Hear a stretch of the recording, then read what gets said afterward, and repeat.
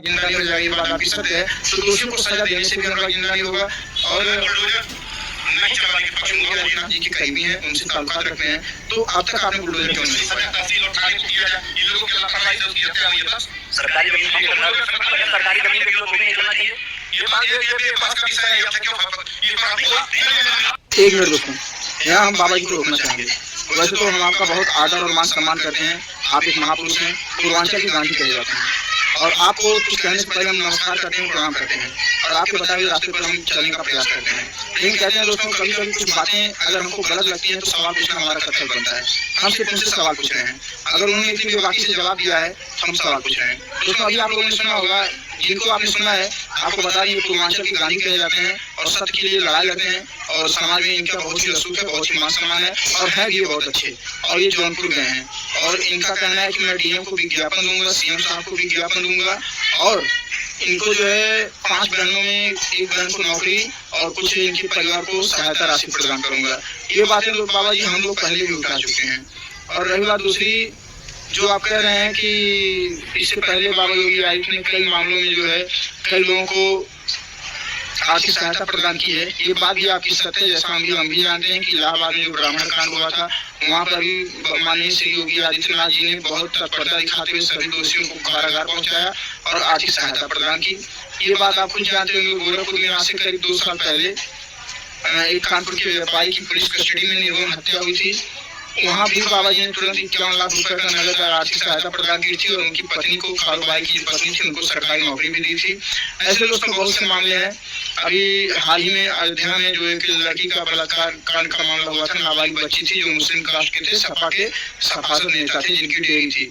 आप लोगों ने सुना होगा, वहाँ भी दोस्तों आनंद फानन में बिना कुछ किए सुने ताबड़तोड़ बुलडोजर चला। तो दोस्तों कहना चाहते हैं, आप बाबा योगी आदित्यनाथ जी के करीबी हैं, उनसे ताल्लुकात रखते हैं, तो अब तक आपने बुलडोजर क्यों नहीं रुकवाया? आपके कहने का मतलब है कि बुलडोजर चलने से उनको न्याय नहीं मिलेगा। और सबसे बड़ी बात तो ये है कि हम आपकी बात को काट रहे हैं, उसके लिए हम क्षमा चाहते हैं। आपका कहना है कि बुलडोजर चलने से अनुराग जिंदा नहीं हो जाएगा।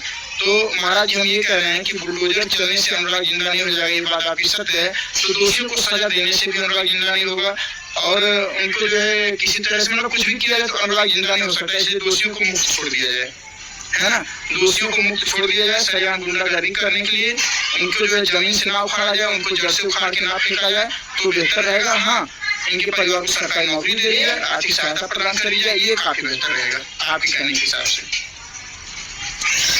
आपको मैं समझा नहीं सकता, आप इस मायने में बहुत छोटा हूँ, लेकिन जो भी अपराधी होते हैं उनकी संपत्ति पर बुलडोजर चलाने का मतलब होता है उनकी कमर को तोड़ना, उनको जड़ से मिटाना, ताकि अगर वो कानूनी दाव पेच से कुछ समय के बाद अगर बाहर छूट भी जाते हैं, हमारी और आपकी मांग के अनुसार अगर उनको उम्र कैद या फांसी की सजा नहीं होती है, 10 साल 5 साल के अंदर वो छूट करके जेल से, बेल से या जमानत से अगर बाहर आते हैं, तो कम से कम उनको बाहर आने के बाद वो इतने कहते हैं ना, इतने लाचार हो जाए कि वो कुछ कर ना सके, उनको रहने का ठिकाना ना मिले, और वो भी सारी जिंदगी पछताएं कि हमने क्या कर दिया।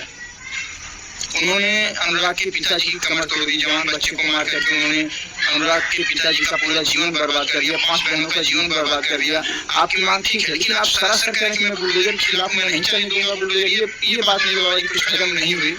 और दोस्तों जो लोग आप लोग अगर वीडियो देख रहे हैं, तो अगर मेरी इस बात से सहमत है तो आप लोग कमेंट करके जरूर बताइएगा। मैं भी मानता हूँ कि उनको नौकरी मिलनी चाहिए, मैं भी मानता हूँ उनको आर्थिक सहायता प्रदान होनी चाहिए, लेकिन साथ साथ नौकरी जितनी जरूरी है, आर्थिक सहायता जितनी जरूरी है, उतना ही जरूरी बुलडोजर है।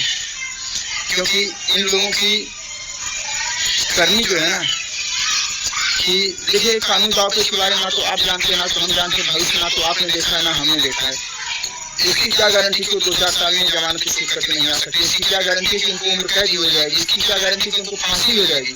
इसलिए अगर उनको बर्बाद कर दिया जाएगा, उन्होंने कृत्य ऐसा किया है कि उनको बर्बाद कर दिया जाए। और दूसरी बात, वो निर्माण अवैध निर्माण है, बंजर भूमि में है, नई पर्ची की भूमि में है, तो बुलडोजर कहाँ चलना चाहिए? हम इसकी मांग करते हैं बुलडोजर चलना चाहिए। जितने लोग मेरी बात समर्थ हैं वो लोग जरूर कमेंट करके बताइएगा।